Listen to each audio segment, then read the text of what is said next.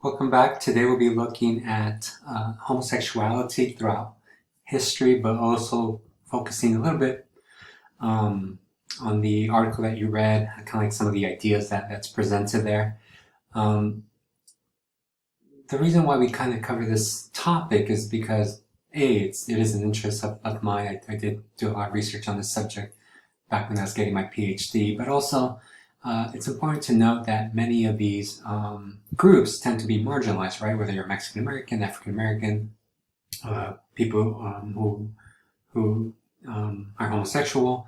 So in the women's history class, we tend to cover this subject because it fits within that kind of realm of marginalized groups. So this is part of the reason why we cover it.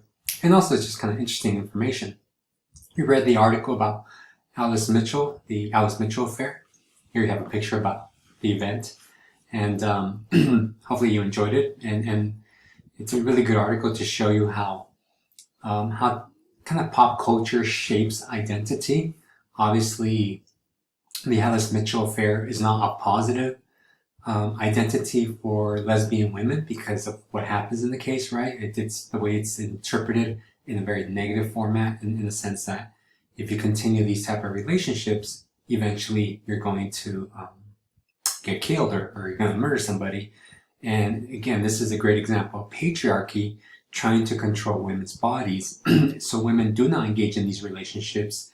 They create a narrative to limit that possibility, which is what the story indicates.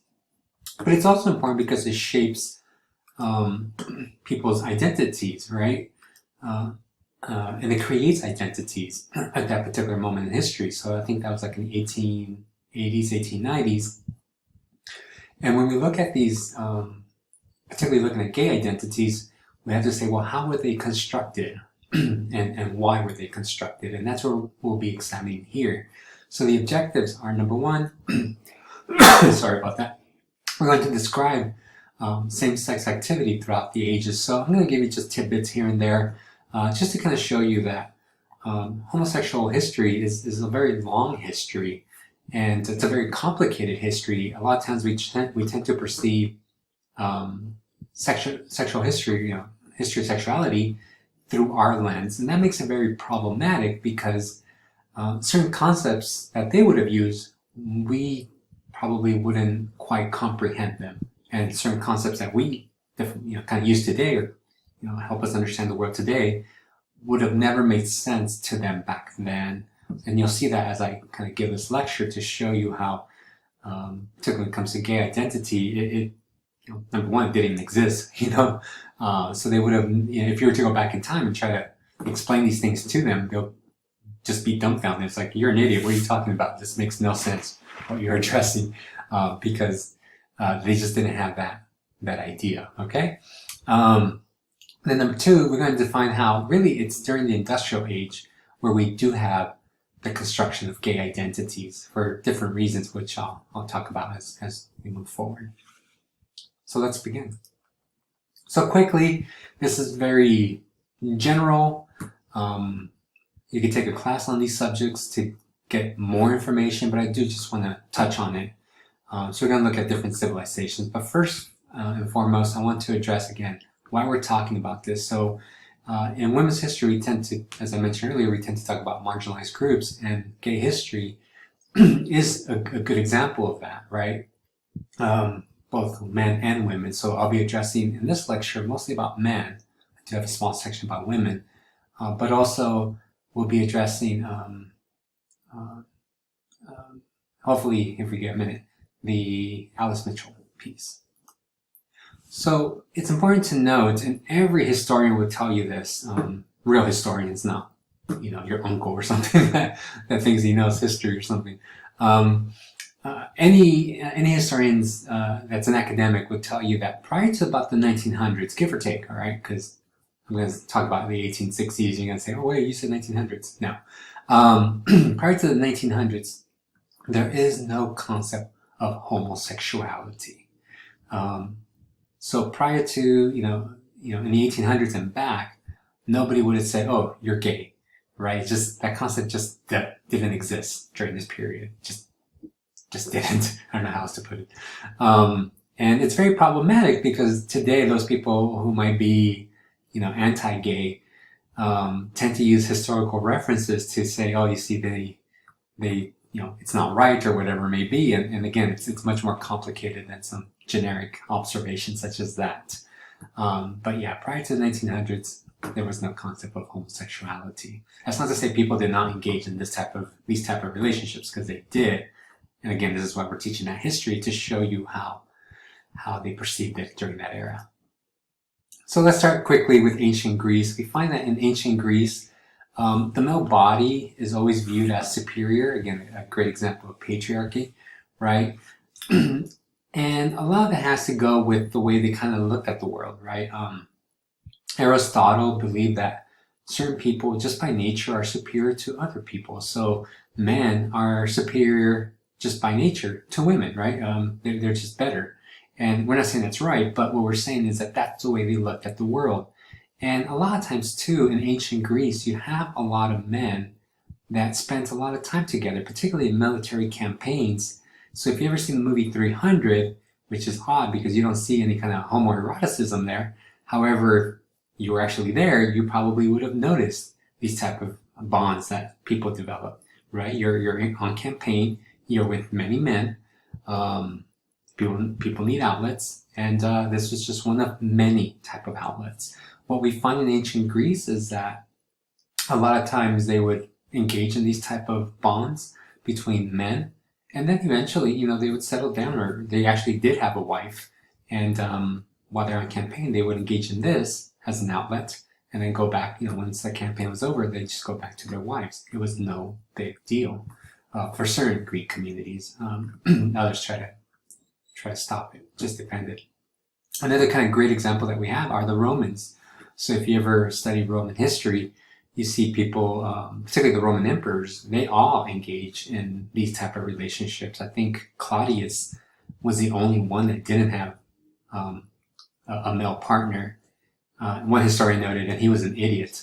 Claudius actually, his wife, slept around with many men. There's a great story where she challenges a prostitute to a competition who could sleep with the most men, and the prostitute caves in. She just couldn't take it. But Claudius was the only heterosexual Roman emperor, whereas all the other ones engaged in this type of relationship. People like Nero and Hadrian, right? Hadrian dedicated many temples to his lover that ended up dying. I think he drowned on the Nile. And Rome is the greatest civilization ever, right? So we can equate that with their sexual preference, but it's a bit of a stretch. But nevertheless, we find that in Roman society, it was really about pleasure, about reaching those maximum points of pleasure, whether it was heterosexual or homosexual or any other type of sexual encounter that they committed. So it was about excess during the Roman era. And nobody thought twice about it, right? Again, the emperors are doing it. There was male prostitution quite open in Rome, and it was no big deal. Now, as Rome begins to collapse, you have this new period called the Middle Ages. And there you begin to see critique of this type of activity, but not just homosexuality, but rather homosexuality, just sexuality in general. If you ever study church history or Christianity, you find that it's the idea that they practice is called asceticism. So the ultimate goal is to deprive yourself of things that bring you pleasure and happiness. So whereas the Romans were about excess, right? Enjoy the best foods, enjoy the company of men and women. Just give yourself whatever you can to bring you some kind of joy. The Middle Ages was the opposite, and a lot of it's based on Christianity, where they believe that you have to deprive yourself of happiness or things that bring you pleasure at the very least, so you could be closer to God. One historian, his name is Boswell. If you take my History 101, we cover this. He finds that it was quite interesting because he finds that a lot of homosexual activity happened in the rural parts of medieval Europe at this time. Today, it's quite the opposite, right? When we think of homosexual communities, they tend to be mostly in urban spaces, such as downtown Phoenix, if you will, right? In the Middle Ages, it's quite the opposite. And what he finds that the majority of the activities happening is within the church. So no one's critiquing this behavior, yet they're the one who are engaging in it. During this period too, I mean, yeah, you have the church advocating a lot of these ideas, whether it's against homosexuality or even against marriage. And we find that, for the most part, people ignored it. So you have many priests and bishops who are actually married, to women. And even though the church kind of implemented rules not to do this. In the monasteries, what you find is that a lot of times, again, you put men together, this is going to happen. In the monasteries, a lot of times when they got caught, somebody would file reports, which is why we can write a history about this, because we got a lot of sources. But what would happen is that they would commit these acts of, quote unquote sin, and they would have to go to confession, and they would confess to their lovers. And so, yes, it was a sin, but it wasn't a major sin. Nobody really cared about it. We find that, I think, hunting was a bigger sin. You had to do a 3-year penance compared to engaging in male-male relationships during this period, which only got you a 1-year penance. So you could see that, yes, the church did care, but not enough to make it such a big deal, particularly in the early period of the Middle Ages. Now, were they, particularly Europe at this moment, since we're focusing on Western culture, were they anti-homosexuality? And it's a very complicated answer, because as I stated earlier, there is no word to define homosexuality. As I mentioned earlier, Boswell, who wrote this kind of great study on medieval homosexuality, finds that there's no text that exclusively addresses homosexuality in the Bible. And a lot of times people say, well, Pablo, Leviticus, and so forth and so on. And you have to understand that the Bible is it's a book of many languages that gets translated generation after generation after generation, and through time it loses its meaning. And this is very common throughout history. If you ever read Beowulf, I think they say like 70% of it is lost in translation. If you ever try to translate, let's say, jokes from English to Spanish, sometimes you just can't, because you lose a lot of the context in translation. So it's important to note this, like, well, the Bible, again, the Bible's not a good, reliable source for much, but at least not academically. So it makes it very complicated when people start using that text as a source to justify that homosexuality is wrong. So as Boswell noted, it's the word homosexuality is a 19th century creation. They did have the word sodomy, so I want you to pay attention to this, because the word sodomy later becomes defined as almost homosexuality. And when it comes to sodomy in the throughout a large part of Western history is really focusing on the act itself. And at least in the Middle Ages, the word sodomy came to refer to any emission of semen not directed exclusively towards the procreation of a legitimate child within matrimony. So what does this mean? Well, basically any sex act outside of marriage in the missionary position exclusively for procreation is considered sodomy. So it's a very umbrella term, in other words, where yes, it would have included homosexuality, but it would have also included, boyfriend and girlfriend engaging in sexual activity. It would have included hetero oral sex, right? It would have included anal sex, even amongst heterosexual couples. It would have included, if the woman was on top and the man was in the bottom. So the word sodomy, even though eventually it becomes tied to a kind of homosexual identity, we find that at least through a good chunk of history, it wasn't. It was really very generic, very general, and it's very much so an umbrella term. Now, so that's in the Middle Ages. We're talking about, there's a period right there, 700 to about 1400. Now we're going to the Renaissance. In the Renaissance, one last note is that, as I mentioned earlier, for the most part, the church couldn't control it, so they didn't care. Not that they didn't care, but they just couldn't control, this type of behavior, so they just kind of let it go. And then another interesting fact is that, a lot of times the church actually housed prostitutes. And today, I mean, imagine Thomas Aquinas down the street having a whorehouse in the back or something. I don't think people would tolerate that, right? But in the Middle Ages, they did, because they had to welcome everybody. But by the Renaissance, things begin to change, and life becomes much more restricted towards those that go against certain religious ideals. So we begin to see an attack on people engaging in same-sex activity. In Florence, there's a great book called Forbidden Friendships, which addresses the subject. They created an organization called the Office of the Night. And this organization was established to basically try to eradicate homosexual behavior, what we would call homosexual behavior.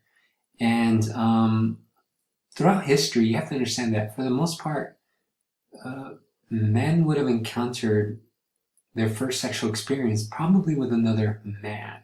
And this was very common in these, in Europe, that they felt like with this organization, Office of the Night, it was restricted against something that they felt, as part of their culture. So this organization, Office of the Night, again, it's like a police force trying to control people's lives. The community, and as you can kind of see here, the nobility, if you will, right, kind of got together and fought against the Office of the Night, because they felt like they were impeding against something that they felt was very normal. So a lot of people kind of give Stonewall the credit for the first kind of gay rights movement, or gay rights march. And this is, again, more of a side note, right, that on August 31st, 1512, 30 young aristocrats, so these are somebodies, right? These are important people of Florence, got together and fought against this organization that tried to take away something that they felt was part of who they were. And it's known by some historians as the first kind of gay rights movement in history, predating Stonewall by hundreds of years. Now let's move over across the ocean, come to the Americas. We find that in the United States, there was the implementation of certain laws against this type of behavior. Again, going off that Puritan ideal. Here you have certain laws that would basically punish you by death if you engage in certain behavior. And understand, I mean, if you look, they put in homosexuality with rape, right? So they kind of equate one behavior with something that's completely different.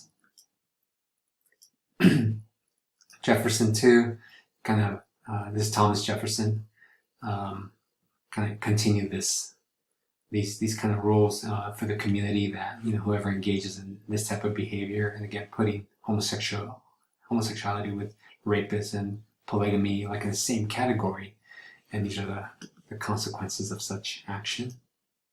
And we find that George Washington actually court-martialed a lieutenant for engaging in this type of behavior, for attempting to sodomize, if you will, with another soldier. And kind of just showcases how in early colonial America, they try to restrict this type of behavior as much as they could. All right, we'll stop it there. I'll have you answer a few questions, and then we'll continue.